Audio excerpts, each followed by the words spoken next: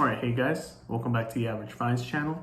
Today we're going to discuss a semi-controversial topic, and that is, prove me wrong, Chromexcel is the best leather. And we're talking about shoes and boots specifically, maybe not for bags and things like that, but this will be my case as far as not only the benefits, but kind of the rebuttals to the cons of them, right? They'll be kind of ingrained between the benefits, but yeah, that's what we'll be exploring today.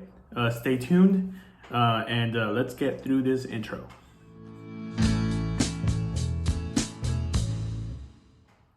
All right, so for the starters, right, your Chromexcel, really the way it's made, let's go through the history of it before we get into it. But really, it's made by Horween, world-renowned leather maker. And what they do is it's essentially a chrome tanned at first, and then it's vegetable tan after that. I think it's dyed in between the process. And then they shave off the very most top layer of the leather, very little, very finely. And then you get the finished product of Chromexcel. I believe it's got its roots probably in the very early 20th century to late 19th century. That's really when Chromexcel started taking off. But what you would get is a really hardy and workhorse leather that you can use for a variety of things. And here today, I'm gonna not only have I have 4 initially reasons, but I think I just came up with 5. So we're gonna go with 5 reasons as to why it's the best leather. And share in the comments as to why it isn't. I want to start a fight, so let's go for it. All right, so my first reason really, it's kind of in its nature of the boot. As a chrome tan leather, they tend to be a little softer, right? And they tend to be not as stiff as a vegetable tan. And I know my heritage guys kind of like that sort of stuff, but that's the main advantage to this boot, right? Or to the leather in specific. It's very easy to break in, and in that way, it's also very easy to use. You don't have to worry about, oh, I got a little oil stain on my veg tan boots. I don't know what. Now it'll look terrible. No, they're boots. Don't baby them. Freaking wear them. But that's my number 1. Very easy to break in. Absolutely soft on the foot when you first put them on, even when they're unlined and just sort of like this. Very easy. It took me a day or 2 to break these in. But yeah, that's my number 1. Easy to break in, easy to use, as in you don't have to worry about it getting dirty because it's very easy to clean. And what else? Oh, and really the reason why they're so easy to clean, let me get into this, is because of that smoothed out grain up top when they come out of the Horween factory. Like I said, it's very easy to clean, that sort of stuff. But yeah, my number 1 is for that. Number 2 is really going to be, this is the controversial part. Right? This is the part that a lot of leather people hate, but it's the patina that you get out of it. Really, it's got some great character as it develops. I know initially it comes out as this sort of yellow, dirt yellow sort of thing, and some people don't like that color, especially in natural Chromexcel. Even in other colors, it's sort of a duller finish. I will admit that, but as you get into it, you really start seeing a lot of character as it comes in. And the worst part that people hate is this, all this creasing. Now, there is sort of a luck of the draw when it comes to Chromexcel. I know that there's just a tendency for it to crease more often, especially on stuff like boots and things like that, and shoes. But at the end of the day, it's gonna be the same argument. Use your boots for what they are. Even if they're a heritage style, they're not made for work, go out and walk in them, actually use them for once. This is my other rebuttal towards those veg tan guys. I love veg tan too, don't get me wrong.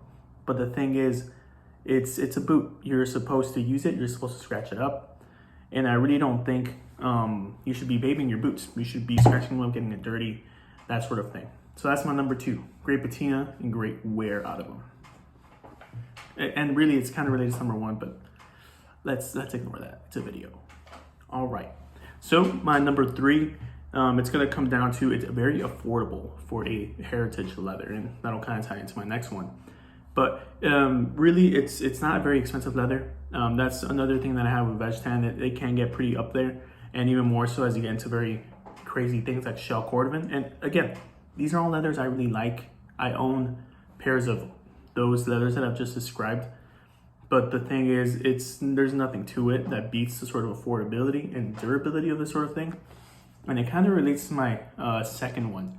They get colorful. You got a range of colors that you can get them in. I've seen indigo, Chromexcel. I was gonna say show cordovan. Yeah, indigo cordovan from Thursday, which are these. I believe that's her Vanguard. And then I've seen sort of reds. Brown, of course, is the most common. Black comes out really cool because it's almost T-core. And what that is just essentially, as the black wears off, it turns brown. But really, it's those sort of things. The main part is it's really affordable compared to other heritage leathers, especially from Horween, which is a really expensive brand in itself. Number 3. Yeah, number 3. Oh, fun fact. This is my number 3 because if I do it on this side, it comes out like this. And that's because I got hurt when I was like little. So I can't do number 3 properly on this hand. It's really messed up. But yeah, number 3. Number 4 would be the heritage of the boot.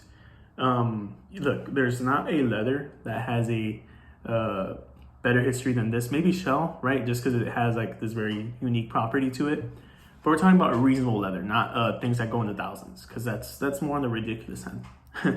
But yeah, there's nothing more. There's not a leather more that has a greater heritage to it. It's been used in work boots at this point for a century and a quarter, century and a half maybe.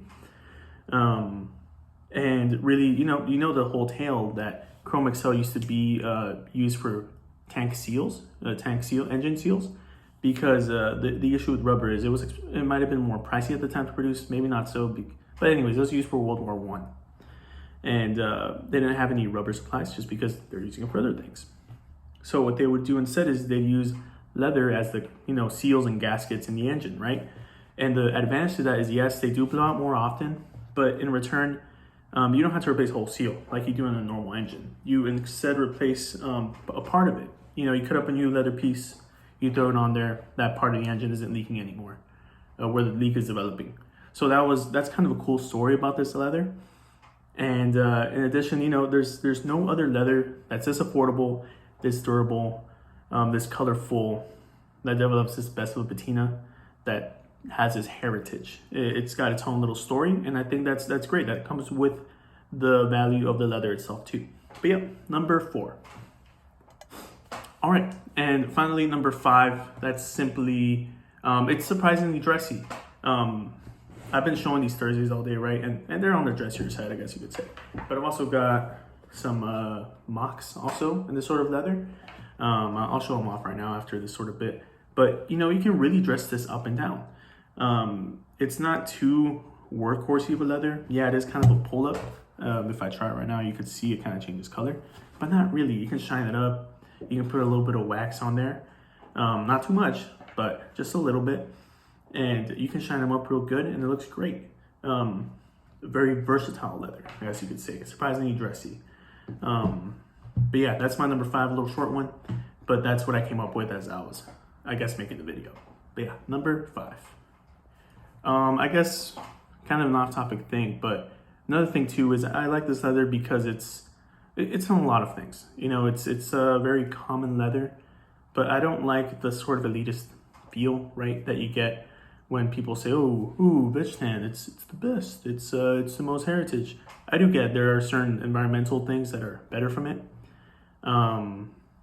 but really it's the leather of the working man. It's been so for the past century, and I think there's a romance to that. It's kind of relating back to my heritage point.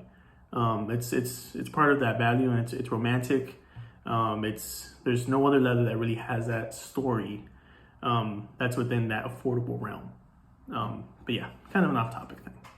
And let me show you the shoes I got in them. These are the natural Chromexcels. I may have something else. No, actually, this is the only Chromexcel I got, but I plan to get more. So these are the Thursdays, right? I think I made a review on these little ways back. Wear great. They need a resole. Well, they don't need it, but I really do want to do one because I want to put like a Vibram on them, like a lug sole on them. They look pretty cool, and kind of a lighter color on the sides. But yeah, these are my Thursdays. Fantastic. They were wearing out great. I have a photo or two that I can put in here. And then these are my Rancors, and I'm so sorry. They're a little dirty. I think I stepped in mud a couple days ago. But I wear these so much. These were my absolute summer shoes in the past summer. Wore them a lot. They feel great on the foot. Sometimes I'll just use them to just lounge around the house. Well, until now when they're muddy. But yeah, fantastic shoe. I may make a review on not only the Rancors, right, themselves, but on why I love moccasins and why I think you should too. So stick around for that one. But yeah, this is the second thing. It's a Rancor Cat Mock. Yeah, that's the name of it. But yes, that is my shoes. All right, guys. Hopefully you enjoyed the video. I know it's kind of a impromptu sort of thing, a very quick thing, but you know, there's been some things that just tells me that I should really start getting on this. I saw the sub count, and you know, I'm getting some views, and I do think that if I go through with it, I could, you know, do something with this channel. It's not only that, it's also just really fun. Also write. I write for actually Stridewise, Nick Stridewise, or Nick English at Stridewise. So I'll try and link a couple things down there. I'll see what's closest. But really, yeah, I'm gonna be trying my hardest to do this more often. I just got to do it today because I got off early. But like I said, something tells me I should really try this year, and I'm gonna do that. But yeah, you guys have a fantastic day. Hopefully you enjoyed my little argument. Go ahead and let me know if you think otherwise, or if you think the same on the comments. Like if you like, dislike if you dislike. To let me know if you know that reference. But yeah, you guys have a great day, and we'll see each other next time. Bye-bye.